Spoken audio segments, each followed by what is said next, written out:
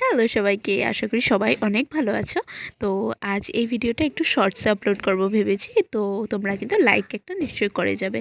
তো আমাকে ফোন করে ডাকা হয়েছিল যে দিদি বাড়িতে কিছু বানাচ্ছে, তো আমাকে যেতেই হবে।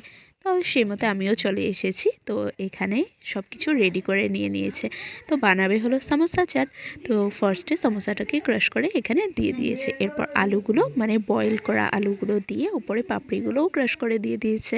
দেন দহি, ক্যারেট, কুকুম্বার সব কিছু এখানে দিয়ে সুন্দর করে গার্নিশ করে নিয়েছে। আর বাচ্চাও এসেছিল সাথে, মানে দিদিদের ছেলে এসেছিল, আর ওরা কিন্তু এগুলো খেতে অনেক ভালোবাসে।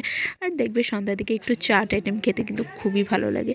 তো এবার বাচ্চাদেরকে দেওয়ার পালা। ওরা কিন্তু খেয়ে বলেছিল যে দারুণ হয়েছে। মানে মেজদির ছেলেদের তো ও এইসবে একেবারে এক্সপার্ট, ওর জিভের স্বাদটাও কিন্তু অনেক বেশি। তো ও বলেছে যে খেয়ে অনেক ভালো হয়েছে, আর বড়দি ছেলেও বলেছে খুব ভালো হয়েছে। তবে এবার আমার খাওয়ার পালা। তো দিদি আমাকে বলে যে তোর প্লেটটাও নিয়ে আয়।